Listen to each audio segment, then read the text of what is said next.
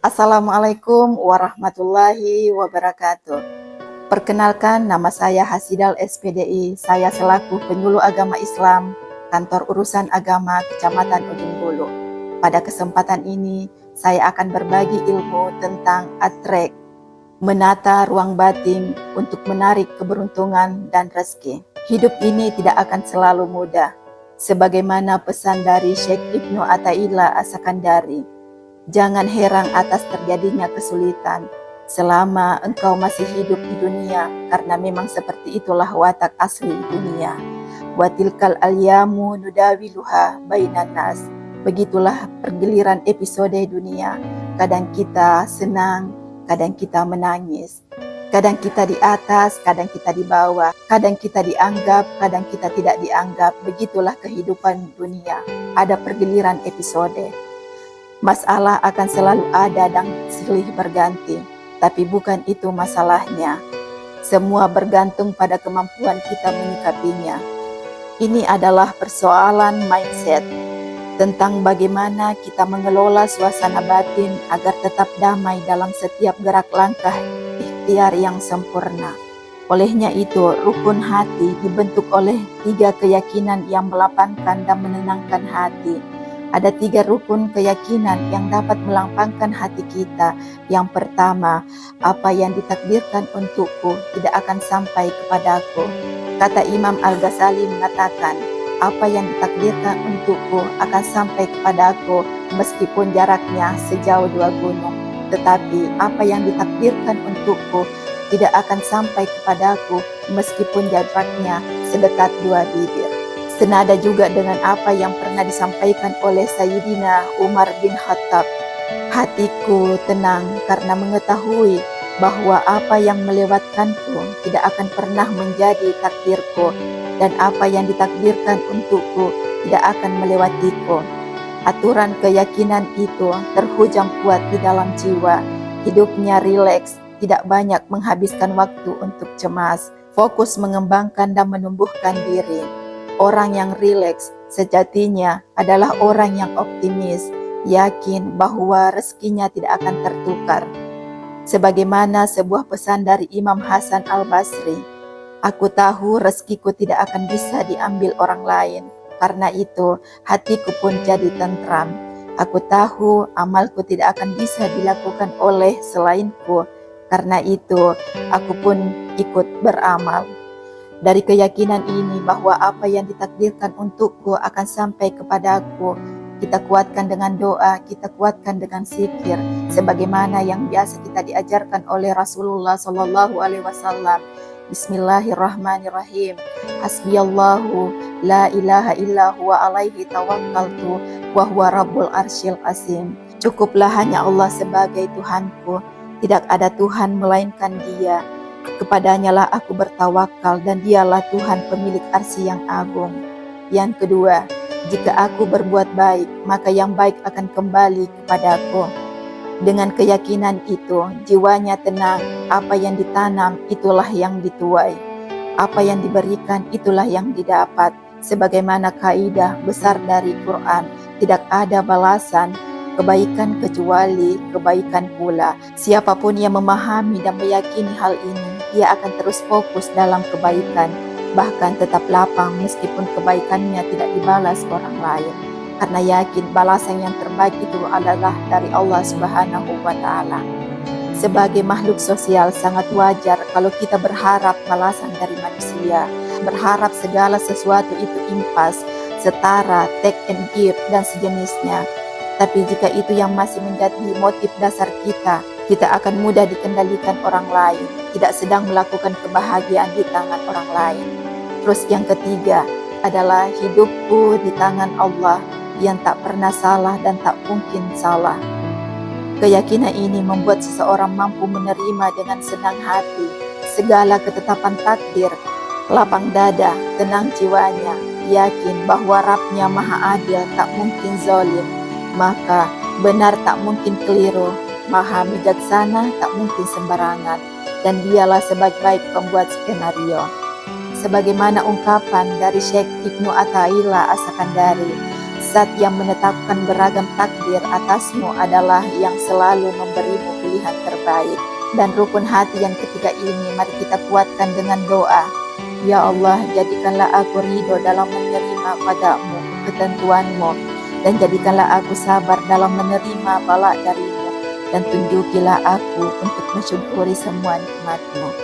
Teman sahabatku yang tentunya dirahmati oleh Allah Subhanahu wa Ta'ala, kalau kita meyakini 3 kerukunan hati ini, maka apapun yang akan terjadi itu akan melapangkan dada kita, karena kita yakin bahwa semua yang terjadi atas izin Allah, semua Allah sudah menetapkan dengan takarannya masing-masing.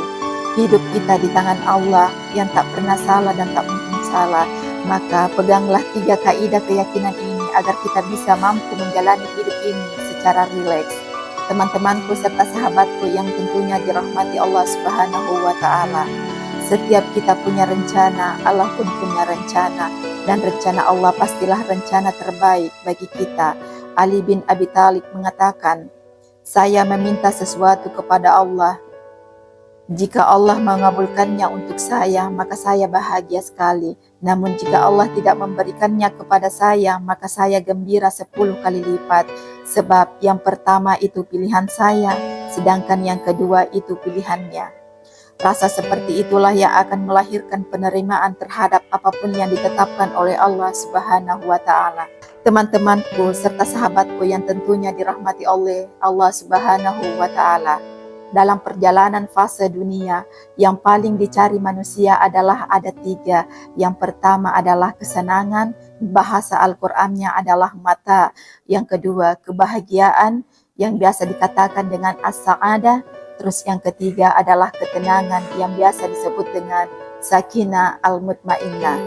Teman-temanku serta sahabatku yang tentunya dirahmati oleh Allah Subhanahu wa Ta'ala, ada 3 indikator ketenangan dalam jiwa. Dan Rasulullah menerangkan semuanya dengan indah. Ada sebuah doa Rasulullah ajarkan. Kita akan bedah satu persatu kalimat-kalimat untuk menemukan ketenangan. Dan latar belakang dari hadis ini adalah seorang sahabat yang bertanya kepada Nabi, wahai Rasulullah, kenapa ya saya sering merasakan kegelisahan, resah, galau terus menerus.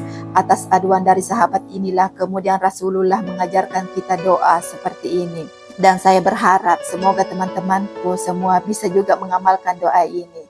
Mari kita kupas satu persatu, kalimat per kalimat atas doa ini. Yang pertama, Bismillahirrahmanirrahim. Allahumma inna as'aluka nafsan bika mutmainnah, tu'minu bilikaik, wa tarda biqadaik, wa taqna'u bi'ataik. Rasulullah mengajarkan kita untuk meminta dulu kepada Allah. Allahumma inni as'aluka nafsan bika mutmainnah.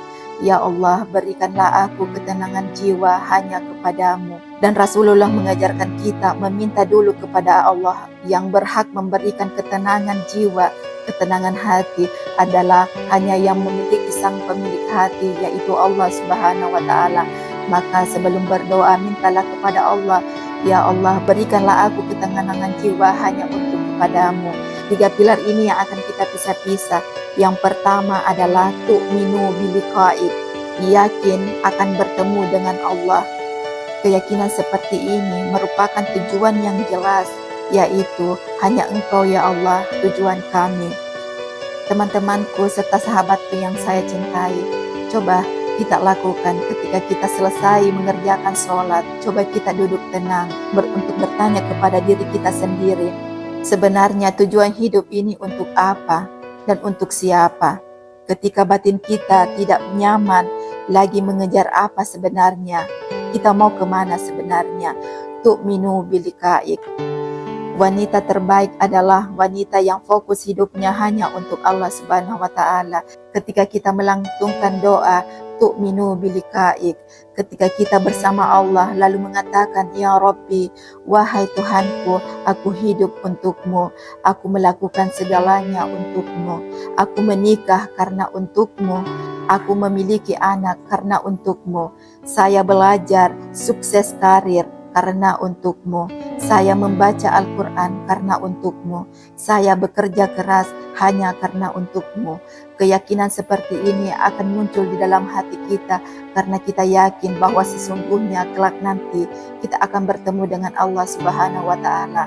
Sebagaimana sudah kita ucapkan bahwa sesungguhnya ibadahku, amalku, hidupku semuanya hanya untukmu ya Allah. Yang kedua adalah watarda biqadai, ridho atas segala ketetapannya Allah Subhanahu wa taala. Dari potongan ayat ini kita bisa menarik kesimpulan bahwa segala sesuatu yang terjadi di dunia ini semua atas izin Allah Subhanahu wa taala. Kata Maulana Rumi, aku mencintai masalahku karena yang memberikan aku masalah juga mencintaiku. Banyak di antara kita menderita karena melekat, menggenggam sesuatu dengan terlalu erat. Maka kembalikanlah kepada Allah bahwa semua yang kita miliki itu adalah semua milik Allah Subhanahu wa taala. Terus yang ketiga, wataqna'u bi'atai, selalu merasa cukup atas segala pemberian Allah Subhanahu wa taala. Pengantar untuk yang ketiga ini, cari apa? Sebenarnya kita hidup di dunia ini, sebenarnya kita mencari apa? Melepas rasa memiliki. Awal dari penderitaan hidup adalah perasaan memiliki. Olehnya itu, segala apapun yang kita miliki, harta, jabatan, uang, semua kekayaan, mobil mewah, rumah mewah, semua itu bukan milik kita. Mari kita kembalikan kepada sang pemiliknya, yaitu Allah Subhanahu wa ta'ala. Dalam doa ini, Allahumma inni as'aluka nafsan bika mutmainnah, tu'minu bidika'ik, wa tarda bikada'ik, wa taqna'u bi'ata'ik. Kita hujamkan dalam jiwa bahwa ini adalah doa ketenangan jiwa. Tidak ada yang bisa memberikan kita ketenangan selain Allah Subhanahu wa ta'ala.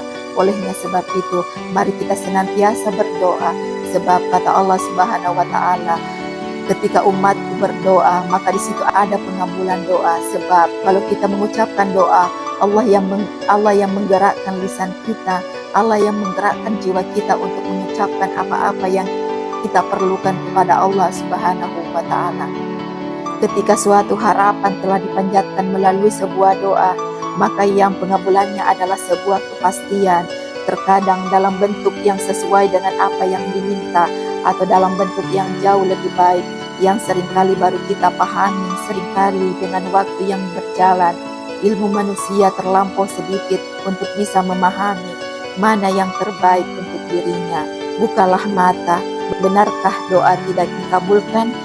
Berapa banyak nikmat Allah yang hadir tanpa diminta, betapa banyak bala musibah yang tak jadi menimpa tanpa sepengetahuan kita. Itu semua adalah bagian dari pengabulan doa kita. Maka jagalah prasangka baik itu kepada Allah Subhanahu wa ta'ala. Kebaikan dan kebahagiaan akan datang dalam hidup mereka yang selalu berbaik sangka kepada Allah. Itulah yang sempat saya bagikan kepada teman-teman sepuh semua. Semoga di bulan Ramadan ini kita bisa melatih jiwa kita dari haus, dari lapar, dari menahan amarah kita. Saya kira seperti itu pada kesempatan ini. Lebih dan kurangnya mohon dimaafkan.